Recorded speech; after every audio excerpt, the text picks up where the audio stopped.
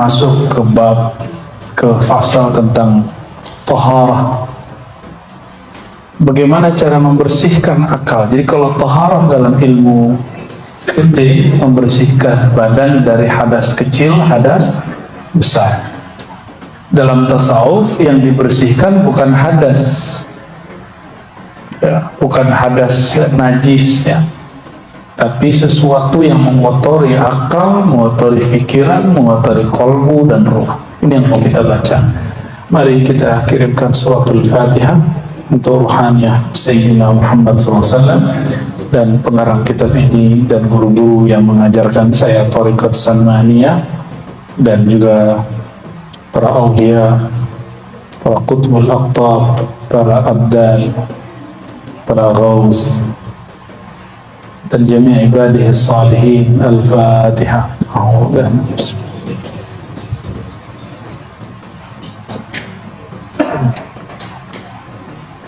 Wudu.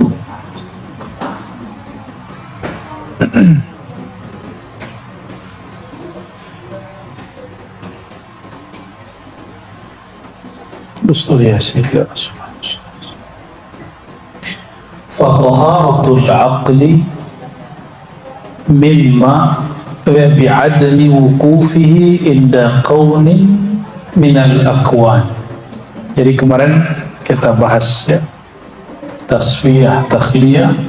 Maka tasfiyah takhliyah, pembersihan itu ada pada akal, fikiran, kolbu, ruh, sir, hawas zahir. Maka sekarang beliau detailkan akal ini mesti dibersihkan dengan apa? Bi'admi, dengan tidak, wukufihi, berhenti, inda qawnin minal akwan, berhenti memandang alam. Alhamdulillah kami seminggu ini naik gunung, ya, naik gunung gede. Sebelumnya Gunung Karang, dan itu unik-unik, ya. Cuma nggak ngajak Biasi lagi di kampung, ya. Kalau nggak kita ajak tuh, kita seksa Biasi di atas, ya. biar jalan tuh, biar pegel-pegel kakinya tuh. Hampir nggak bisa jalan tuh, daftar tuh. Kebanyakan orang baru merasakan tafakkur, tadabbur.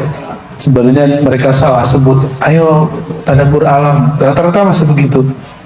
Padahal yang benar tafakkur alam, ya.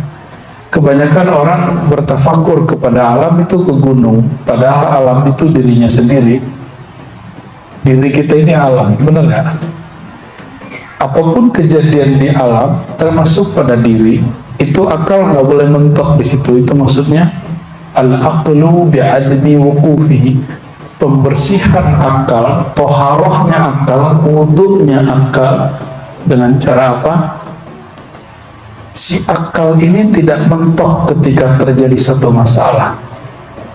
Dia tidak terhenti, dia tidak terganggu dengan adanya masalah. Sering terganggu nggak kalau ada masalah? Sering. Berarti akalnya belum bersih. Akalnya belum bersih. Harus dibersihkan.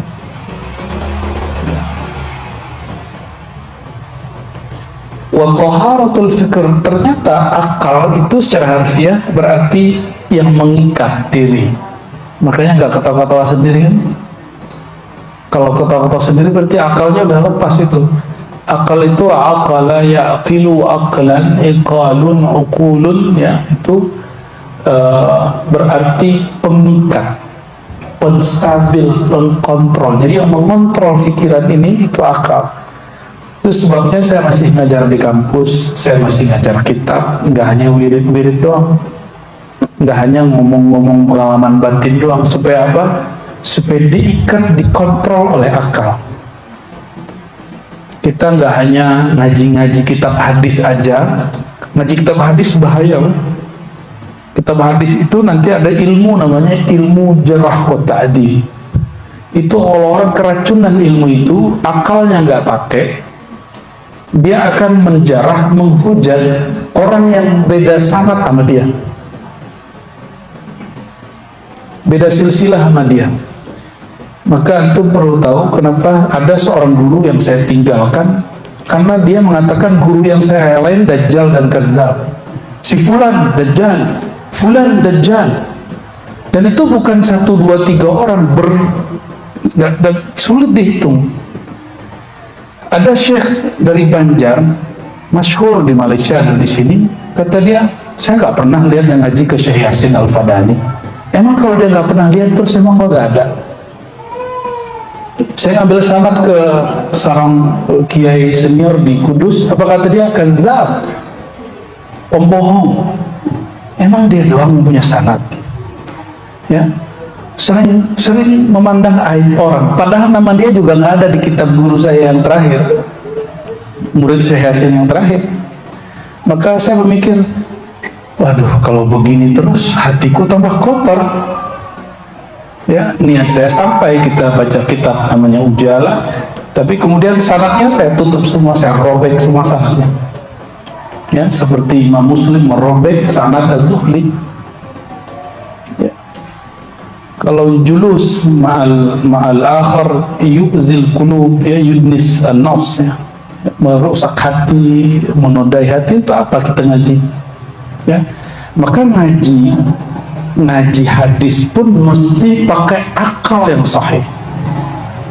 Dan saya masih ingat guru kami dulu Syekh Hasan itu bilang, al-jarh wa ta'dil mughlaq, ilmun mughlaq, fannun mughlaq.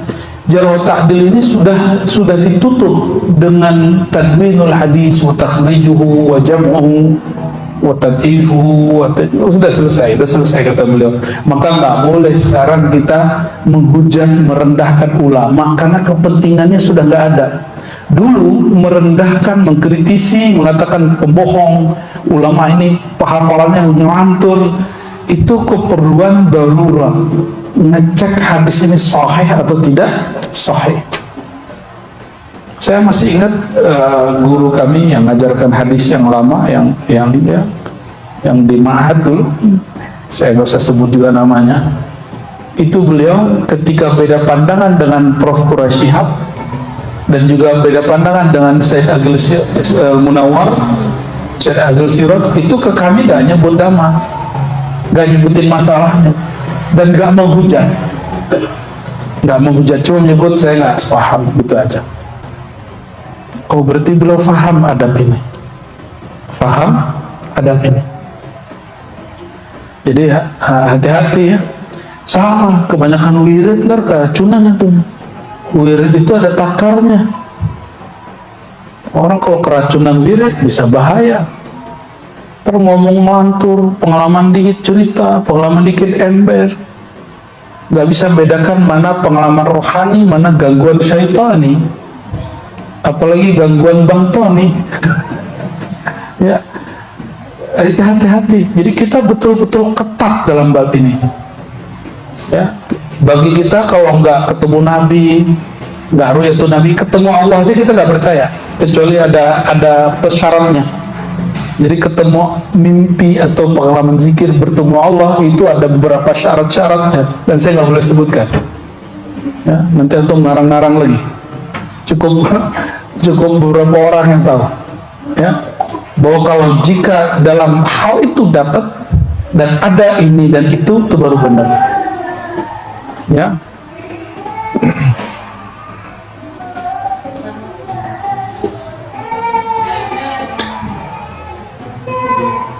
Wa taharatul fikr alla yamur. Kalau fikir itu juga dibersihkan dari apa? Alla yamurra fihi ma yushghiluhu anir rahman.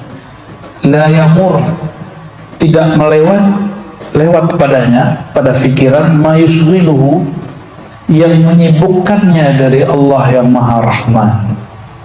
Itu fikir. Jadi jangan sampai kepikiran Allah itu nggak sayang, itu maksudnya. Maka apapun yang terjadi, lihat ada hikmahnya, itu kerjaan fikiran. Maka al-fikru, fikir ini dia menghadapkan pada nama Allah Rahman. Fikiran kita dia menghadap kepada nama Allah Ar-Rahman, maka si fikir ini dia kalau bekerja dengan baik, dia akan melihat segala sesuatu ada hikmahnya. Itu kerjaannya, ya. Wa idza kunta fil wuqufil ma'mur maqhuran utita bi mujahadatika kamalan wa ujura, ya. Dan apabila engkau dalam berusaha berhenti itu, ya, fil wuquf, dalam wukuf berhenti pada bab itu, ma'al ma'mur, padahal ada diperintahkan, makhura, rasa dipaksa. Jadi kalau kita berusaha dan itu terasa berat tapi bisa dijalanin gitu, maksudnya utita bi mujahadatika kamalan, maka engkau akan diberikan dalam mujahadahmu kesempurnaan dan kehormatan dari Allah Subhanahu wa ta'ala. Kapan orang akan diberikan kesempurnaan? Kalau dia mujahadah. Kalau dia sholat khusyuk itu mudah atau susah? Karena nggak tahu tekniknya. Nggak tahu tekniknya. Naik motor itu susah apa mudah? Nyetir mobil susah apa mudah? Ya, karena nggak tahu tekniknya. Kalau tahu tekniknya, justru kalau nggak naik motor susah. Jadi susah itu relatif, ya. Semakin orang digembleng, dilatih, maka dia semakin sempurna. Ya, utita bi mujahadatika kamala. Oleh karenanya, ini perhatikan, wali majzub tidak boleh jadi mursyid, kecuali dia jadi murid lagi. Mesti dia jadi murid lagi, dia latihan riyadhah lagi, dia mujahadah lagi, baru dia jadi mursyid. Karena wali majzub walau waliyan, dia belum mursyidah, dia mesti waliyan mursyidah. Mursyid itu tugas, wali itu apa? Anugerah makom dari Allah. Bedain tugas sama makom anugerah dari Allah Subhanahu wa ta'ala. Jadi antum kalau ketemu wali-wali majzub jangan minta sesuatu, ya. Cukup dihormati, cukup husnuzon kepadanya, dan juga jangan berlebihan. Orang jelas orang gila disebut wali majzub, itu wali kejedot namanya, bukan wali majdub, wali kejedot. Al-qalb. Yang ketiga, jadi tadi bersucinya akal, bersucinya fikir, bersucinya kolbu. Kolbu dengan apa dia bersuci? Farahuhu wa tasfiyatuhu anil aghyar. Terkosongkan kolbu dan terbeningkan kolbu, terbersihkan kolbu anil aghyar, dari selain Allah, dari makhluk. Coba di kolbunya ada nama siapa? Nah, itu pentingnya talqin. Talqin itu nanam biji asma, nama Allah di dalam, supaya dia tumbuh sehingga dia rindang. Nanti dia berbuah, buahnya nanti ada biji lagi, tumbuh lagi, begitulah terus. Nah, yang sudah ditalqin, saya berdoa semoga diberi Allah istiqomah, ya, amalkan itu. Nggak bisa banyak ya, sedikit, mending sedikit istiqomah daripada banyak sekali sebulan, ya. Mending sedikit istiqomah daripada banyak sekali sebulan. Itu gak ada manfaat, udah mati. Itu ulang lagi talqinnya. Jadi yang nggak ngamalin sebulan, ulang talqinnya, nggak ada manfaat. Atau nggak usah talqin sekali ngaji ke tempat lain, ya, berarti antum nggak serius. Nama Allah udah dimasukin kok dibuang-buang. Guru ngasih gratis, padahal mujahadah guru bertahun-tahun, terus dicuekin, ya. Saya ketemu beberapa orang syekh, ya, ngajarin murid, diajarin nama-nama Allah yang rahasia-rahasia itu. Dari sekian puluh orang, cuma 5 orang yang ngalim. Itu marahnya bukan main, ya. kita kasih fasilitas, kok malah kalian taruh, kalian main-mainin, udah ditutup sama beliau. Itu kejadian ya. Nah, jangan sampai itu terjadi. Nggak bisa 30, ya 25 lah. Nggak bisa 25, ya 15 lah. Nggak bisa 3, nggak bisa juga. Kita sholatin yang ntar.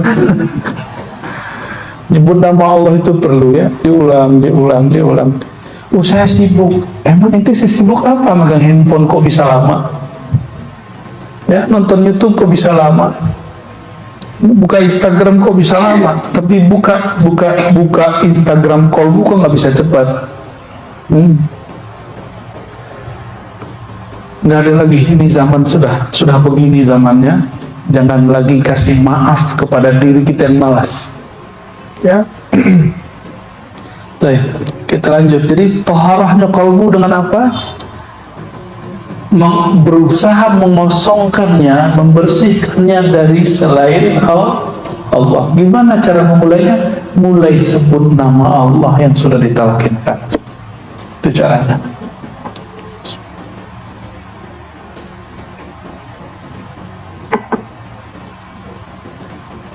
Dan nanti rasakan kalau kalbu sudah penuh dengan nama Allah, makmur dengan nama Allah, baru dia berhak disebut Baitullah. Kalau nggak, dia Baitul Syaitan.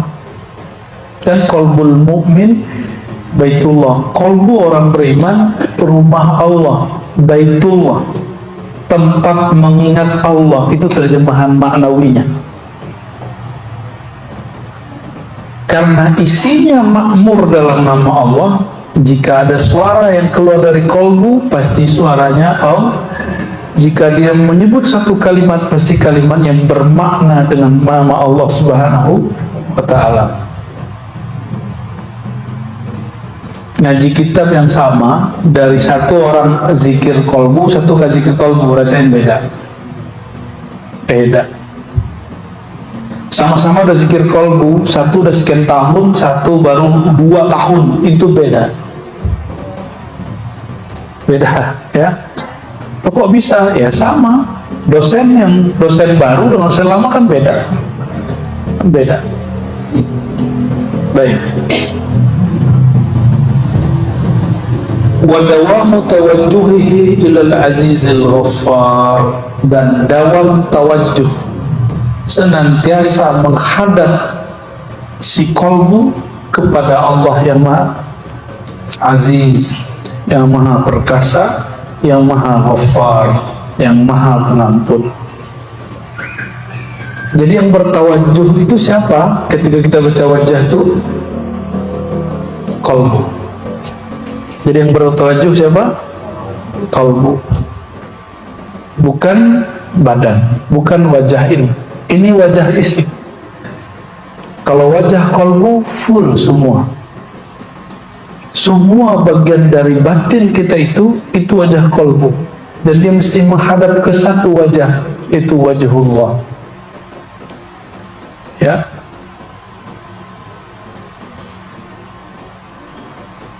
Maka kalau ditanya kapan Allah sebut nama kita,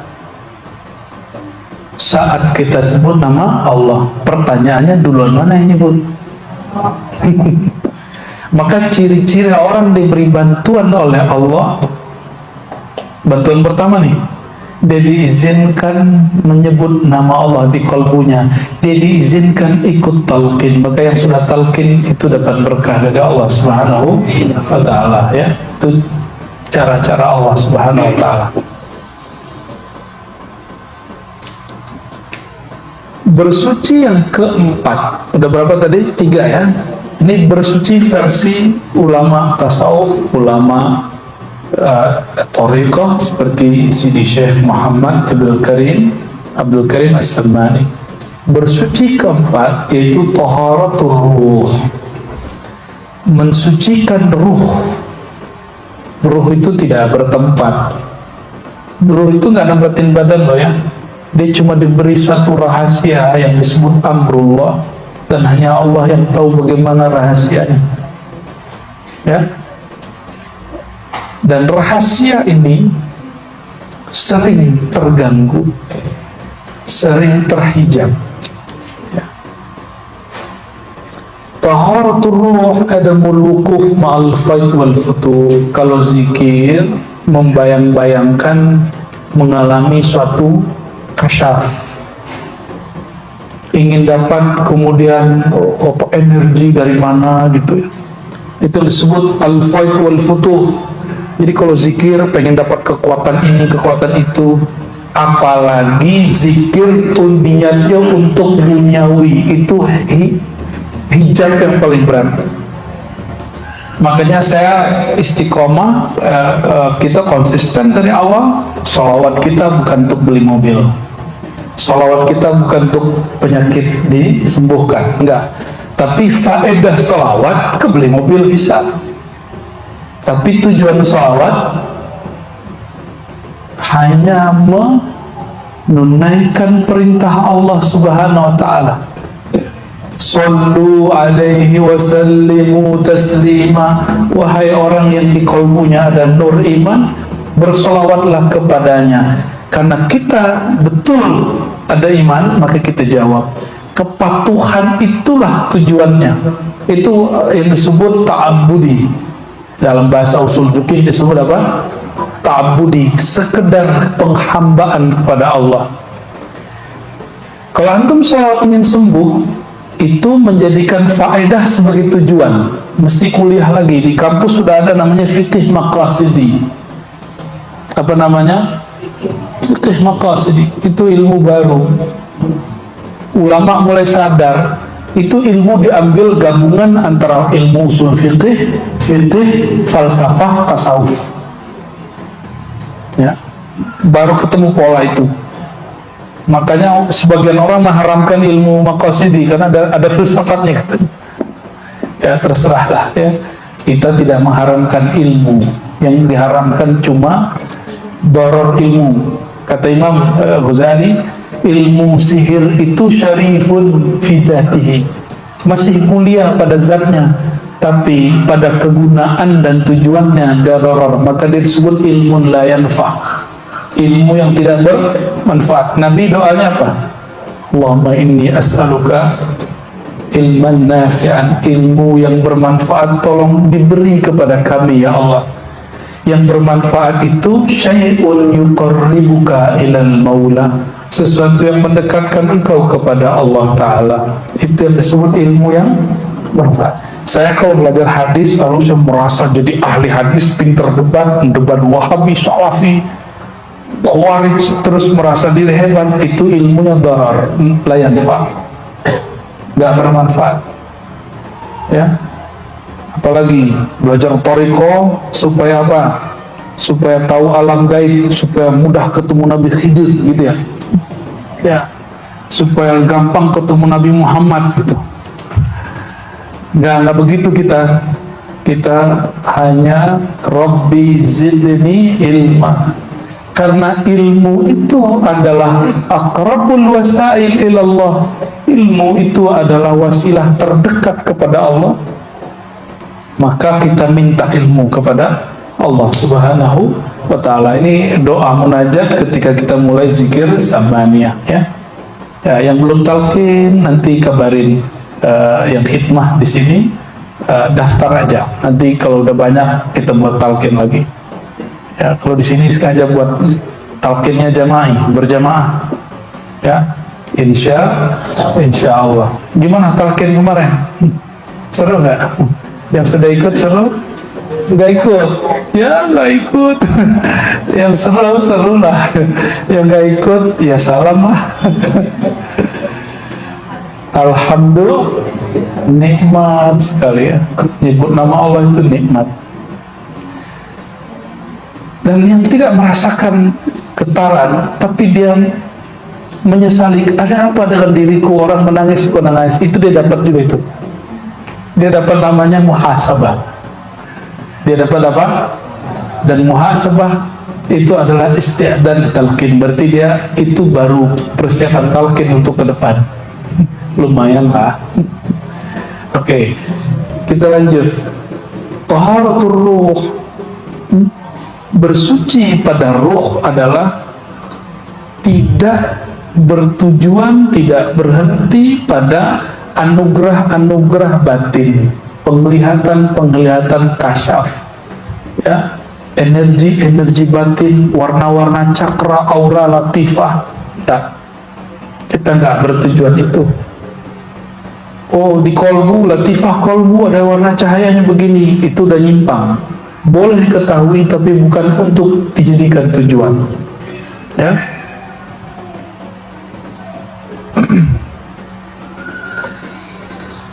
Wal khuru wa tahqiq, ya, bihaqaiqil ubudiyah. Ruh itu membersihkannya. Kalau tadi di-cut dari semua niat-niat yang gak benar itu, lalu membuktikan hakikat ubudiyah, penghambaan. Hamba yang maksud adalah kita sebagai orang yang patuh kepada Allah Subhanahu wa ta'ala. Ubudiyah itu, saudara-saudariku, menyembahnya tanpa syarat, menyembah Allah tanpa syarat. Sudah begitu belum? Sudah begitu belum? Menyembah Allah tanpa syarat, ya. Kalau masih pakai syarat, pakai keinginan-keinginan, ya, itu belum disebut ruhnya suci, belum bersuci ruhnya. Nah, itu masalahnya. Wal khuruj anil wujud bil kulliyah, keluar dari wujud egomu secara mutlak. Masih merasa diri ada, berarti dirimu masih belum suci ruhnya.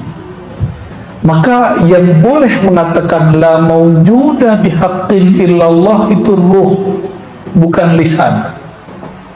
Ya, tidak ada di alam semesta ini kecuali Allah.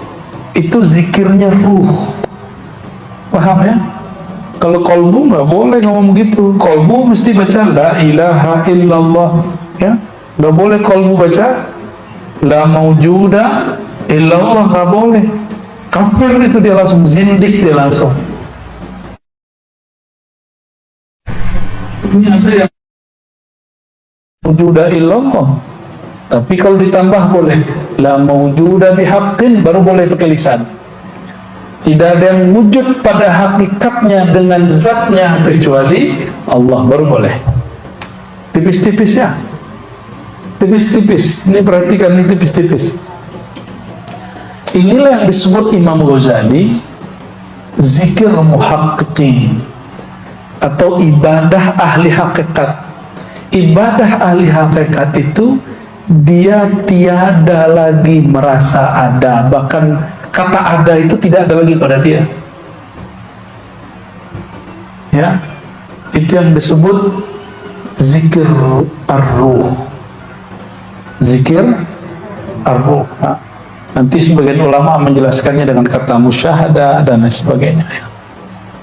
Inilah yang disebut dalam kalimat-kalimat para ulama terdahulu, wujuduka dzanbun, engkau merasa dirimu ada, itu dzanbun, dosa. Coba diulang, wujuduka dzanbun, engkau merasa dirimu ada, merasa diri kita ahli sholat di hadapan Allah, itu dosa. Oleh karenanya dalam hadis Baihaqi yang sering saya bacakan, di padang mahsyar nanti sampai di fase mizan, ditimbanglah amalan seseorang yang beribadah 500 tahun gak pernah maksiat. 500 tahun gak pernah maksiat menurut dia. Menurut dia, setelah ditimbang banyak sekali, tapi Allah berkalam kepada malaikat, adkhilhul jannah birahmati, masukkan dia ke dalam surga dengan kasih sayang aku.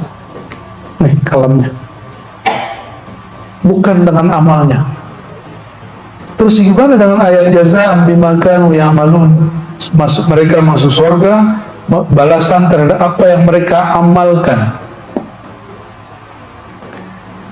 Orang awam memahami amal itu amal zahir. Mereka lupa ada namanya amal ruh. Amal ruh itu adalah ikhraj anil wujud, menghabiskan wujud diri, tidak lagi menganggap diri kita ini ada di hadapan Allah. Contoh ya, antum baca Quran tuh dapat pahala banyak dong, betul ya? Coba baca Quran pakai mata siapa yang kasih? Serius, suaranya bagus, siapa yang kasih? Lidahnya bisa baca, siapa yang kasih? Semua fasilitas dari Allah. Ini statusnya apa sebenarnya ini? Allah, kita kalau mau beli apa aja kan beli, kalau nggak kredit. Ini statusnya apa nih? Kan nggak ada yang gratis, nggak ada makan siang gratis kecuali Prabowo kan. Alhamdulillah kalau iya, kita tunggu ya, kita doain ke apa yang dia janjikan terwujud. Amin ya robbal. Jangan ejek dulu, siapa tahu benar. Cuma kalimat tiada makan siang gratis, coba dipakaikan ke dalam diri kita. Apa ini gratis? Apa ini gratis? Coba yang sudah punya sakit mata, ya matanya rabun kayak apa kayak, kalau di laser berapa kenanya? Tuh kacamata berapa tuh harganya? Lumayan kan? Ya, satu laser lumayan itu. Kacamata sekarang mulai dari harga 50 sampai 50 juta ada yang lebih lagi. Mahal sekali. Tapi kita kan ngerasa ini milik kita. Ternyata ini bukan milik kita. Coba, ini yang bikin orang tua, atau orang tua ngapain? Coba tanya sama yang sudah punya anak. Emang pernah bikinin mata anak? Ukir dulu lah gitu. Pernah nggak begitu? Nggak pernah toh. Berarti orang tua hanya asbab wujud, bukan musabbibul wujud. Asbab wujud, tapi bukan yang menciptakan asbab wujud itu. Oleh karenanya, tubuh ini, badan ini, batin ini, fasilitas dari Allah, nggak ada yang gratis. Yang Allah minta nggak apa-apa juga. Allah nggak minta apa-apa kok. Allah nggak minta dibalas. Allah hanya minta satu, ubudiyah, patuh. Kepatuhan itu pun bukan untuk dia, tapi hanya untuk kita. Ya, oke.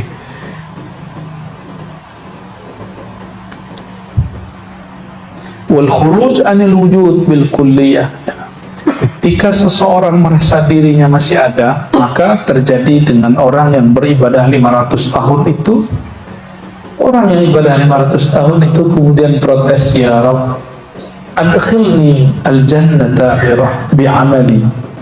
Tolong masukkan aku ke dalam surga dengan amal solehku.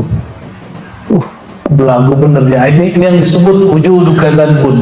Wujudmu adalah dosa. Bedakan maksiat dengan dosa. Maksiat beda dengan zan. Dosa itu beda. Maksiat itu durhaka. Kalau zanbun, salah adab, ya, lalai, ghaflah, itu sudah zanbun.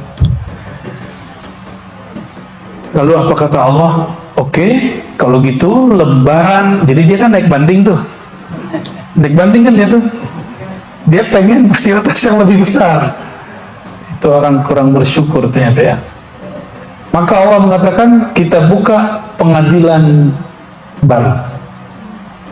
Kata Allah kepada malaikat, hadis Baihaqi, hadisnya Hasan, ambil satu matanya, jangan dua-duanya. Ambil satu matanya, timbang. Ditimbang masuk satu mata, dengan 500 tahun dia beribadah. Apa yang terjadi? Matanya sama beratnya dengan semua amalnya. Baru satu mata. Lalu Allah mengatakan, wahai malaikat, ambil satu lagi. Di situ dia kemudian sujud. Ya Rabb, adkhilnil jannah bi rahmatik. Ya Allah, tolong minta ampun. masukkan aku ke dalam surgamu dengan kasih sayangmu. Baru dia takut. Baru separuh mata, wirid kita nggak sanggup untuk melawannya. Ya, justru ibadah yang kita kerjakan itu berkat rahmat Allah Subhanahu wa Ta'ala. Dan ini yang saya yakini, mumpung ini bulan Juli, mau Agustus, itulah rahasia proklamasi kalimat atas berkat rahmat Allah, itu yang mengikat Indonesia sampai sekarang. Kalau Timur Leste kan masuknya belakangan, maka dia duluan keluar juga. Tapi yang diikat dengan kalimat Soekarno itu sampai hari ini masih oke nggak? Ya. Maka saya berani dulu mengatakan kewalian seorang pemimpin itu ada di kalam-kalamnya, di tulisan-tulisannya, di kebijakan-kebijakannya. Tapi tidak ada pemimpin yang selamat dari kezaliman. Tidak ada pemimpin yang selamat dari dosa. Seperti kita kan tidak ada yang selamat dari dosa dan kezaliman. Jadi jangan kemudian dia pendosa kok masa wali, kan? Al-wali ghair maksum, wali tidak maksum. Yang maksum cuma Nabi. Ente salah paham. Jangan-jangan ente Rafidah, ya, meyakini wali tidak berdosa. Ya, kita Ahlus Sunnah meyakini wali tetap berdosa, wali tetap bermasalah, wali tetap diundung banyak masalah. Itulah rahasia kalimat. Maka indi ayuhal ikhwah, Soekarno afdal min Gajah Mada. Bagi saya Soekarno lebih hebat dari Gajah Mada. Karena Gajah Mada itu kan cerita aja, buktinya kita nggak tahu kan, ya, realnya kita nggak tahu. Toh buktinya juga nggak bertahan lama, dan ini sudah tahan lama. Alhamdulillah. Orang mengatakan negeri kita nggak maju mungkin untuk buat smartphone, buat mobil nggak maju. Tapi semua mobil apapun ada di Jakarta, ya kan? Semua handphone apapun ada di Jakarta. Alhamdulillah. Dan Indonesia ketika orang semuanya kena krisis moneter, itu hidup santai, masa depan cerah. Ya, dan tetap santai aja, gak ada masalah yang berarti gitu. Itu berkat rahmat Allah Subhanahu wa Ta'ala. Tapi seorang wali Allah itu kadang-kadang doanya diberi takar, kamu sampai tahun sekian doamu berlaku, atau sekian tidak gitu. Kita nggak tahu sampai berapa tahun nih atas berkat rahmat Allah itu kemudian berganti atau bertambah atau berkurang.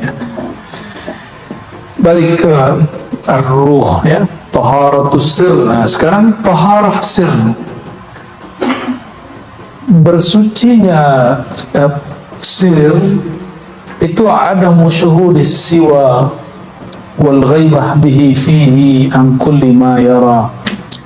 Adamu tidak memandang selainnya.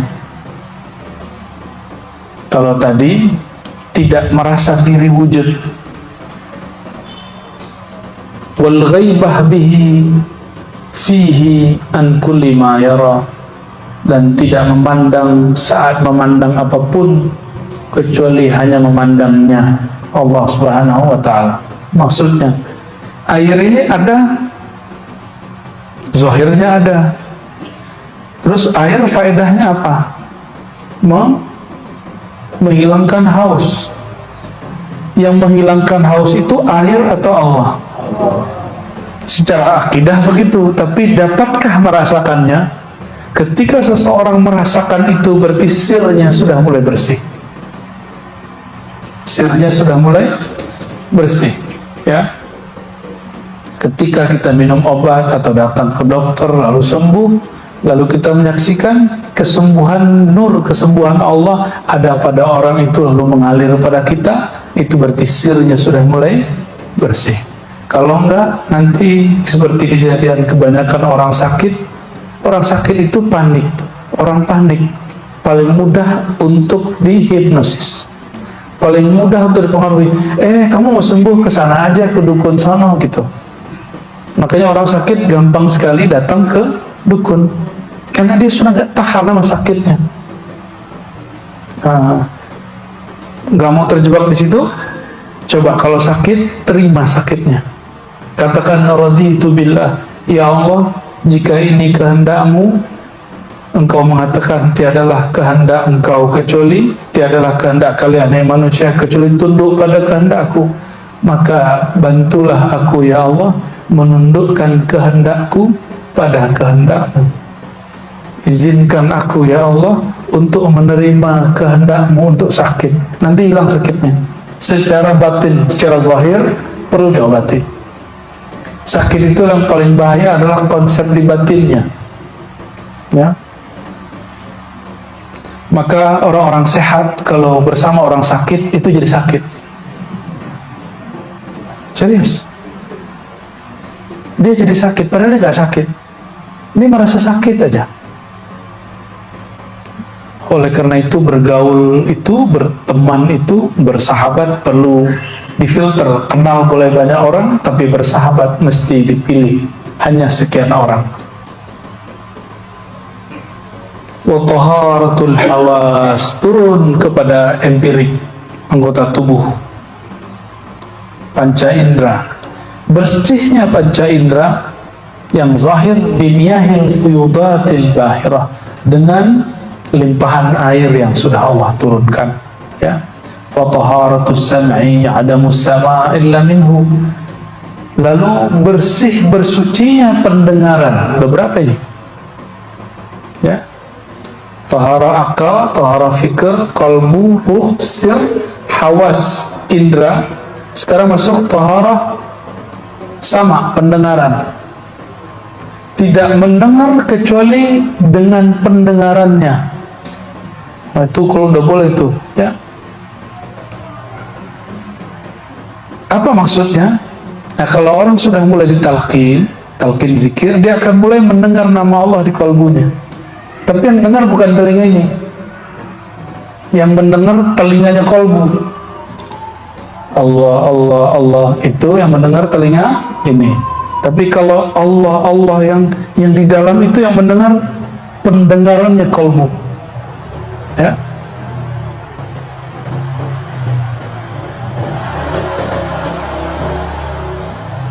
Taharatul ain adamu syuhudu ghairil ain fi kulli ain wa bain wa hasan wa syain. Nah, ini bahasanya canggih ini.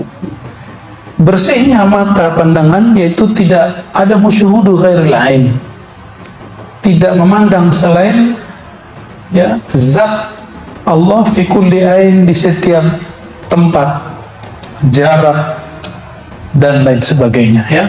Wa taharatus syum, ya, apa, penciuman, fistinsyaq nasimil hima waqad tamma, ketika kita kemudian menghirup air untuk membersihkannya lalu kita keluarkan, itu secara fikih.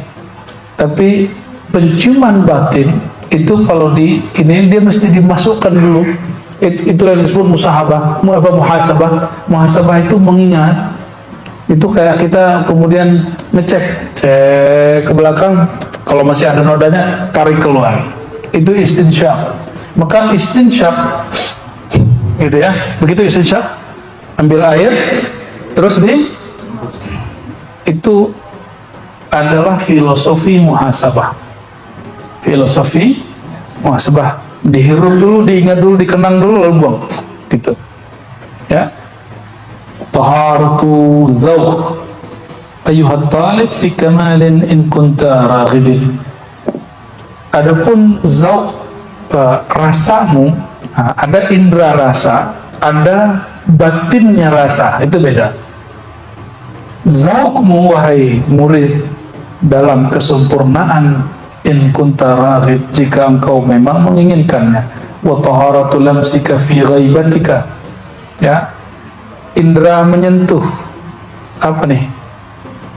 Kalau bersentuhan itu merasakan dengan kulit, itu disebut mensucikan. Indra menyentuh itu fi ghaibatika an hissika fi yaumika wa amsika wa al-ittidah bi azyad min hadha faltumsik, ya.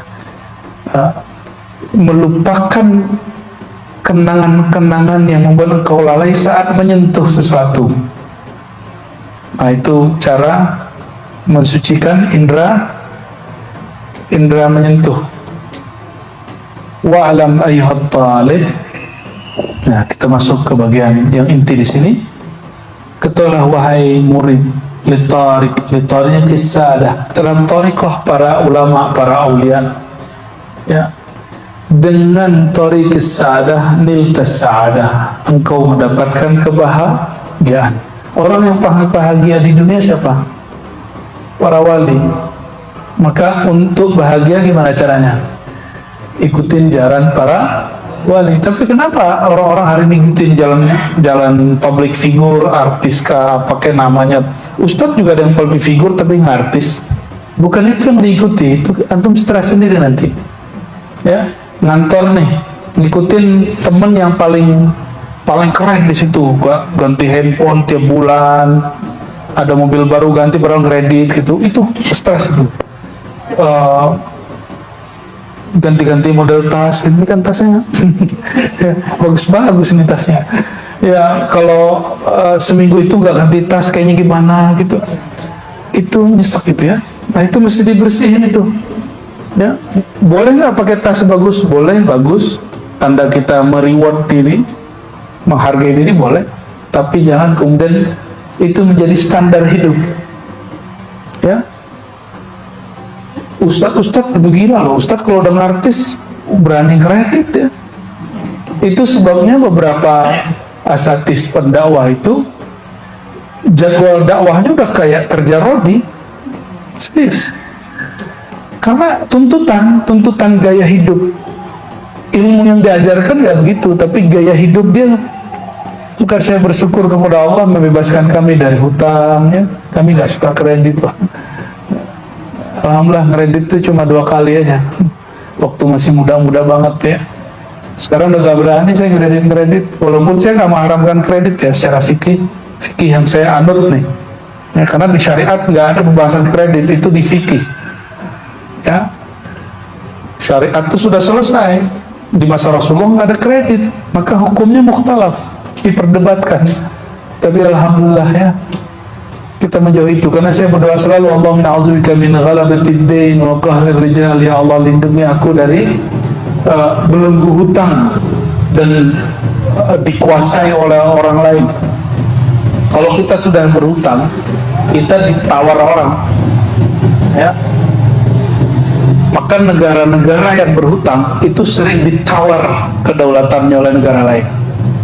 Tapi tenang ya, hutang kita katanya sih bersih, oke banyaknya ya, semoga oke-nya itu sedikit ya, amin ya rabbal. Bi anna al-arifin min ahli al-haqq wal yaqin wa tariq al-mubin radhiyallahu ta'ala anhum ajma'in qalu inna tariqatana ghaibun ghairu mahsusin wala mashhudin sulukuhu bil qulub li'annahu min al-ghuyub fayajibu 'ala al-murid tasdiq bi atharihi. Ini perhatikan, thariqat itu bukan pakaian yang khas, maka di ribat itu nggak ada pakaian thariqah. Kalau kami mengijazahkan khirqah yang dipakai untuk tutup kepala atau serban imamah, itu bukan pakaian thariqah, itu ijazah dari Sayyidina Muhammad SAW kepada sahabat ke tabi'in, terus sampai kepada kita ya. Jadi tidak ada namanya pakaian orang tarekat, nggak ada ya. Makanya boleh pakai pakaian apa aja kan, kecuali dia talqin dianjurkan pakai baju putih-putih biar kayak ya seru gitu, ngeliat putih-putih itu asik.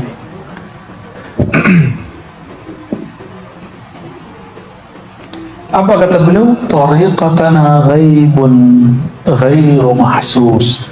Tarikat kita itu sifatnya tidak tampak secara fisik.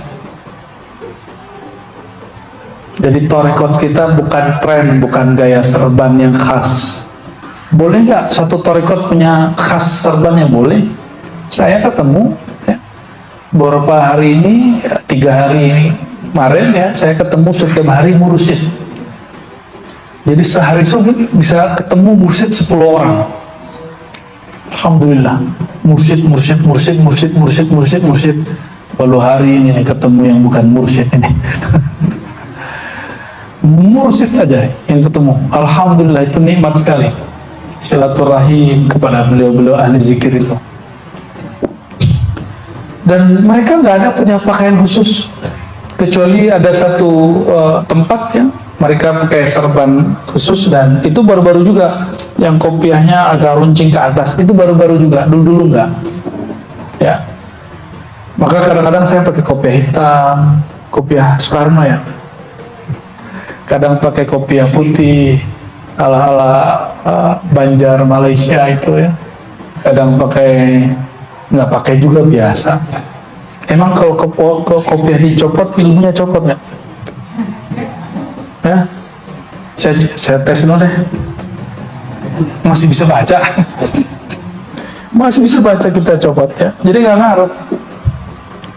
Namun karena menghargai majelis, karena saya melihat, mohon maaf, saya melihat banyak orang ngomong marifat di sosial media, tapi dia baju kaos. Ya, kayaknya kurang enak gitu dilihat. Ya, kecuali ente wali Muhammadiyah ya. Dulunya pasti pakai kopiah, masih ada ya kan, jejak digital kan bisa dicek. Oh tiba-tiba pakai topi koboi, jadi aneh. Pengen aneh-aneh gitu. Kita mau aneh-aneh, kita ke gunung dulu ya, guling-guling kayak ngapain kayak. Allahumma shalli ala sayyidina Muhammad. Wala masyhud sulukuhu, suluknya thariqat ahli tasawuf itu tidak disaksikan oleh kasat mata, tapi bil qulub, hanya ya. Wala masyhud sulukuhu, bahkan ya, bukan begini, ini titiknya salah nih, saya ulangi. Ini ngasih titiknya nggak pas. Inna thariqatana ghaibun wa mahsus wala masyhud.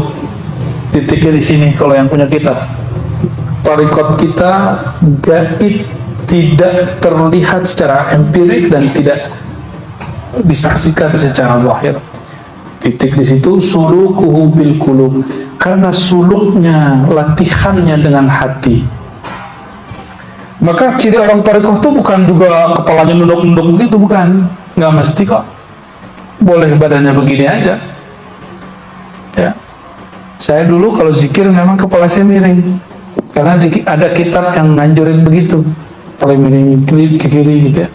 Tapi malah sakit di sini, apalagi kita sudah mulai ada kolesterol dikit kan. Ternyata ketemu guru-guru, banyak guru masyayikh, cara duduknya unik. Ada duduk yang betul-betul stabil punggungnya dan nggak sakit, dan itu bisa bertahan lama. Yang nggak tahan lama cuma dengkulnya. Ya, itu ada semua tuh.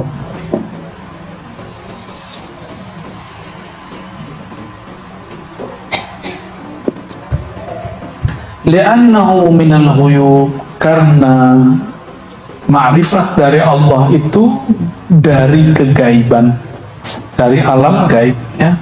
Fayajibu al-murid at-tasdiq bi atharihi, maka wajib bagi murid untuk percaya dengan atharnya, peninggalan atau efeknya. Wal iz'an li sata'ati anwarihi ma'al jaddi wal ijtihadi wa tawajjuhul kulli wal isti'dadi wa sukuluku yas'ab 'ala nufus ya. Yang tadi nggak perlu, sudah saya jelaskan secara umum. Sekarang masuk, kenapa tidak dilihat dengan kasat mata? Kalau orang latihan, kalau latihan binaraga, fitness, gimana? Kelihatan? Silat kelihatan? Kelihatan? Apalagi? Kalau orang kuliah kelihatan? Kalau kuliah itu tugas akhirnya nulis paper, nulis skripsi, tesis, disertasi. Kelihatan barangnya? Diuji juga kelihatan. Kalau thariqah itu nulisnya di kolbu, ujiannya di kolbu, ya, hasilnya di dalam kolbu. Jadi nggak ada namanya wajah mursyid, tuh nggak ada. Wajah orang usul tuh nggak ada. Ya, yang bilang ini ciri-ciri wajah mursyid, itu nggak ada tuh.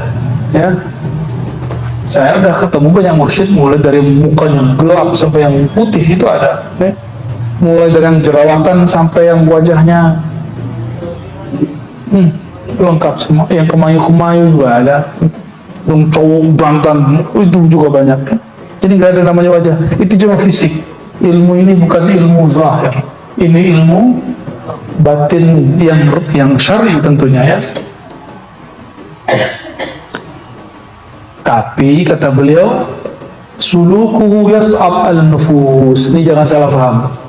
Menempuh jalan tariqah itu hanya dirasakan berat pada nafsu, jiwa, bukan pada kalbu. Oleh karena itu kalau zikir, jangan zikir dengan jiwa, zikir itu dengan kalbu. Apa beda zikir dengan jiwa dan kalbu? Jiwa itu ada ammarah bisu, dia nyuruhnya yang jelek-jelek aja. Ada yang mulhamah, ya, ada lawamah, ya, ada yang mulhamah, ada yang dia kemudian banyak suka ngata-ngatain orang, suka menilai orang rendah. Itu jiwa. Suka malas, suka tidur. Jadi antum nih zikir, terus perasaan maunya tidur, itu jiwa namanya. Berarti zikirnya belum dengan kalbu, belum masuk. Oleh karena itu yang disebut mujahadah itu melawan malasnya nafsu, melawan malasnya nafsu, itu disebut mujahadah. Dan ini yang paling aneh, kalau dalam konsep kita supaya kita kuat maka kita makan gitu ya. Tapi dalam ilmu thariqah ini yang kemudian diambil dan semuanya dari Al-Quran dan Sunnah, untuk menguatkan kolbu, mengalahkan nafsu, itu caranya jangan kasih makan si nafsu. Nafsu itu kuat kalau orang bersyahwat, syahwat itu kuat kalau orang makan, maka kurang makannya. Tadi puasa Senin Kemis bagus, kalau enggak ya alhamdulillah, yang penting ngaji. Ya. Apalagi nafsu itu sukanya tidur, kolbu sukanya bangun, maka kurangi tidur kita setengah jam dari sekarang. Biasanya tidur berapa jam tidur semalam? 4, beneran 4. Udah kayak ini dong, supi itu. Berapa jam tidurnya sehari? Nah, 8. Masih 8. Masih bocah. Masih dikurangi. Secara fisik betul kata Imam Surwardi, karena beliau juga ngerti ilmu kedokteran, normalnya manusia 8 jam. Tapi itu bagi nafsunya. Kalau bagi kolbunya bagusnya dikurangi tidur, tapi mesti ditadarruj. Ini perhatikan, ini kaidahnya. Tidak boleh dengan cara ekstrim, mesti dengan cara bertahap. Harus dengan cara dan itu nggak mungkin kalau antum nggak punya mursyid. Itulah manfaatnya ada mursyid. Saya sudah banyak beramal dan nggak pernah berhasil kecuali ada mentornya, mursyidnya. Jadi saya nggak perlu punya mursyid, ya sudah, ente sendiri aja. Emang juga yang butuh ente. Ya, mursyid itu nggak butuh murid yang perlu mursyid. Jangan murid merasa sok penting. Ya, yang boleh merasa sok penting itu guru, karena emang dia dibutuhkan. Coba pernah ngamalin zikir tapi dari YouTube, pasti nggak jarang istiqomah. Kalau ketinggalan nih biarin aja. Tapi kalau ketemu guru, terus guru bilang amalkan pagi sore, langsung dikerjain besok. Amalan ini, wirid ini 1000 sehari, dikerjain langsung. Walaupun cuma 7 hari. Lumayan lah. Ya, maka lemes-lemes lagi ketemu guru. Itu gunanya halaqah. Halaqah itu ngecas kolbu. Karena kolbunya disedot kekuatannya oleh nafs. Nah, ini yang bikin kita sulit ya. Jadi sorga itu sulit kalau pakai nafsu. Ke Allah itu sulit kalau dengan nafsu. Tapi kalau dengan kolbu dia mudah. Ya. Jadi orang yang suka ngeluh itu dia orang yang dimensi hidupnya baru nafsiyah. Kita sebut nafsiyah. Apa istilahnya? Belum qalbiyah, qalbu.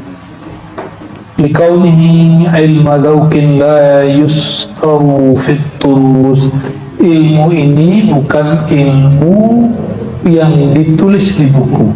Nah, maka dulu di UIN itu waktu ada Fakultas Usuluddin membuat jurusan tasawuf, itu dosen-dosennya debat.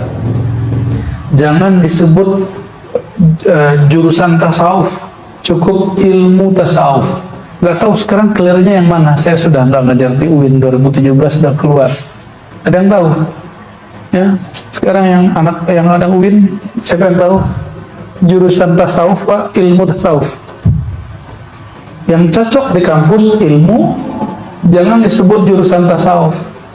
Karena ilmu tasawuf bukan ilmu yang diskusikan di PowerPoint, bukan yang tertulis di kitab. Jadi untuk apa kita ngaji kitab? Ngaji kitab itu menambah semacam keilmuan supaya tasawur deskripsinya tentang tasawuf itu pas. Nah, nanti dikerjain, diamalin gitu ya.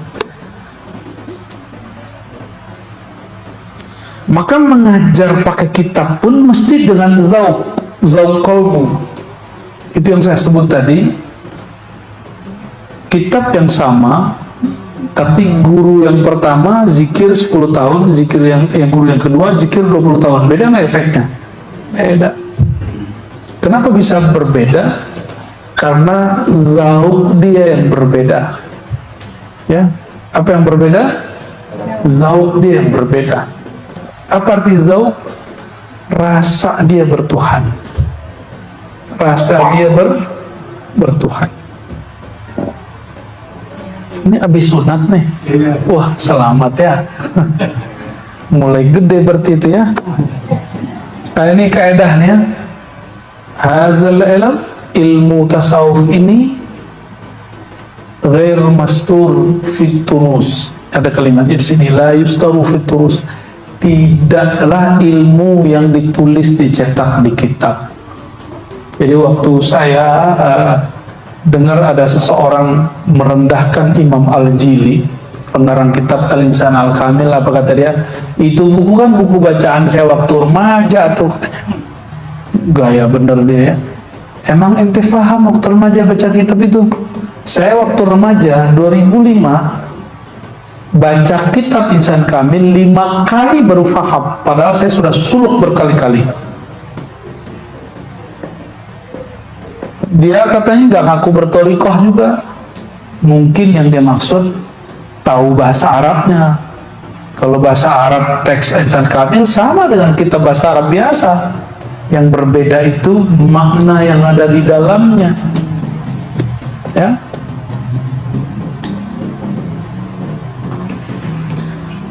Allahumma bijahim alaik wa taqribihim ilaik ya fard ya samad ya wahid ya ahad an tuwaffiqana lima yurdika anna.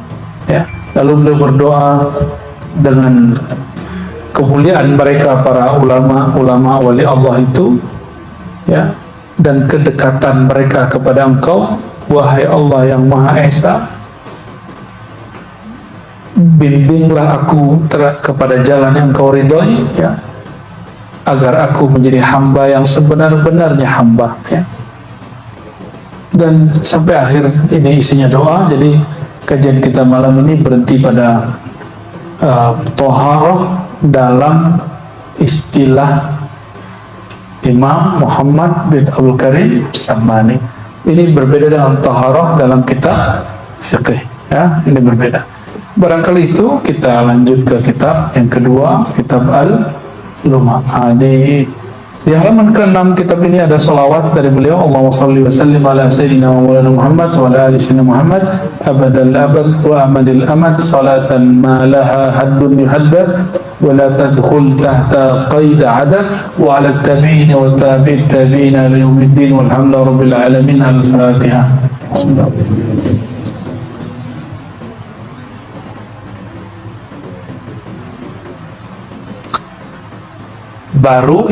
Kemarin itu baru mukaddimah, ya. Insya Allah bulan depan kita akan masuk insya Allah fasal pertama, yaitu makom pertama dalam kewalian, yaitu makom taubah.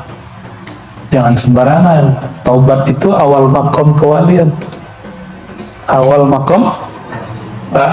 makom dalam ilmu tasawuf dimulai di situ. Insya Allah bulan depan jika tidak ada halangan kita membahas itu insya